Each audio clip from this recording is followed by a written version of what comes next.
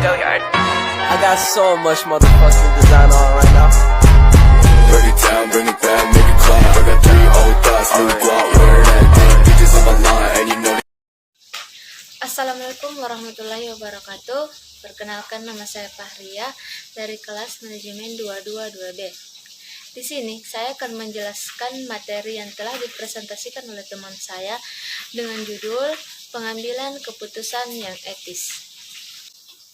Di sini saya akan menjelaskan beberapa materi. Yang pertama, pengertian pengambilan keputusan yang etis. Pengambilan keputusan etis yaitu proses pemilihan suatu cara dari beberapa alternatif dan keputusan yang dihasilkan tidak melanggar norma hukum dan dapat dipertanggungjawabkan secara normal. Materi yang kedua yaitu faktor-faktor yang mempengaruhi pengambilan keputusan yang etis. Ada 3 faktor tersebut.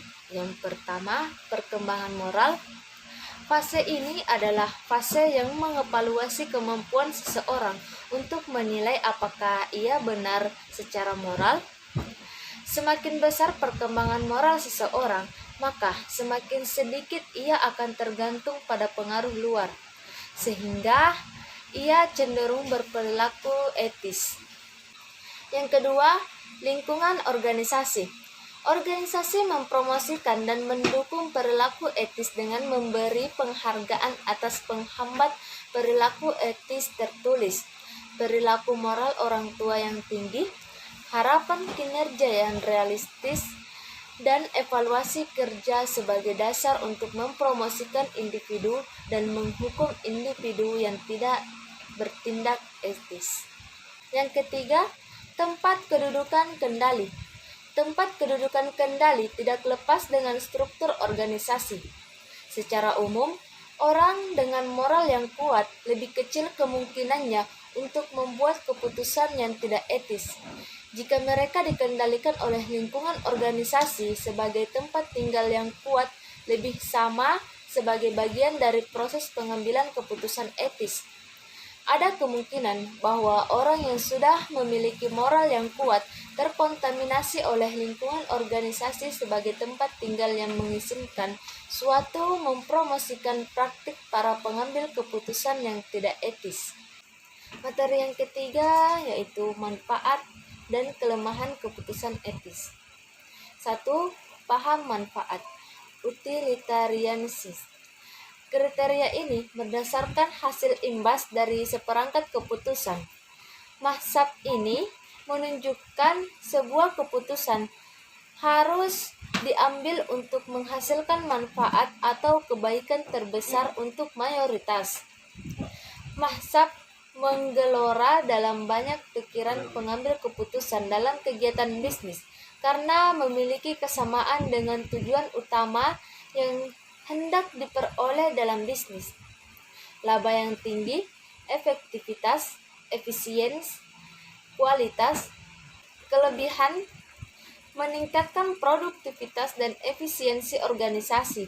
Pertimbangan etika diselaraskan terhadap perolehan tujuan.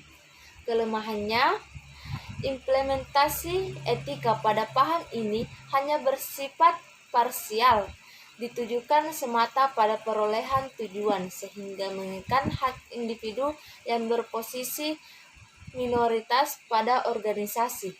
Yang kedua, fokus pemenuhan hak.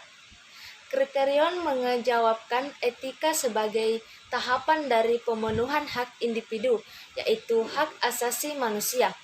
Pandangan ini menyatakan bahwa pengambilan keputusan yang beretika adalah penanda bahwa sebuah implementasi kebijakan harus memberikan ruang bagi perlindungan dan penghargaan pada hak mendasar individual. Yang ketiga, di mana bentuk hak tersebut? Hak kebebasan pribadi, kebebasan menyatakan pendapat, serta hak memperoleh tempat bekerja yang layak. Kelebihannya, mekanisme pengambilan keputusan menerima pertimbangan etis sehingga memayungi stakeholder dan anggota organisasi dari tindakan yang tidak etis. Kriterion ini konsisten dengan hukum bisnis internasional, sehingga perusahaan yang mengimplementasikan kriteria ini bisa mendapatkan nilai tambahan dari masyarakat dunia. Kelemahannya, kriteria ini memiliki fokus yang ekstrim terhadap hak asasi manusia, sehingga dapat menjadi pedang ganda yang akan mengurangi tingkat pertumbuhan organisasi di masa depan. Yang keempat, berdasarkan keadilan. Kriteria berpondasi keadilan adalah pengambilan keputusan yang diambil dengan mengutamakan penerapan aturan perusahaan yang tidak memihak pihak tertentu. Pada pandangan ini, norma pada pengambilan keputusan berfokus pada penentuan posisi objektif yang menghasilkan keseimbangan perolehan risiko dan manfaat secara merata dalam organisasi. Kelebihan, objektivitas akan melindungi kelompok minoritas. Kriteria mendorong penerapan bisnis yang membagikan kesejahteraan dan keseimbangan yang merata bagi para stakeholder. Kelemahannya, penerapan kriteria secara berlebihan malah mematikan produktivitas, daya, inovasi, dan efisiensi anggota organisasi dikarenakan perasaan yang mengenai konsep sama rata dan sama rasa. Yang kelima, fokus pemenuhan kewajiban. Kriteria ini menerapkan bahwa perusahaan didirikan bertujuan untuk memenuhi dua saran: perolehan tujuan pribadi serta peralihan tujuan bersama. Kelebihannya, kriteria ini menanamkan urgensi investasi dalam jangka panjang melalui pelaksanaan tanggung jawab sosial.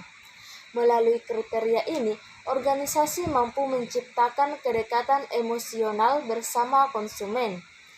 Kelemahannya, keterlibatan yang ekstrim terhadap tanggung jawab sosial tanpa dikosong oleh budget yang mapan akan menimbulkan ketimpangan di perusahaan. Materi yang terakhir yaitu dasar pengambilan keputusan etis. Ada 5 dasar pengambilan keputusan etis. Yang pertama, intuisi. Yang kedua, pengalaman. Yang ketiga, fakta. Yang keempat, wewenang. Dan yang terakhir, rasional.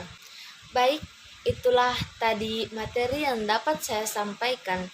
Sekian dan terima kasih. Assalamualaikum warahmatullahi wabarakatuh.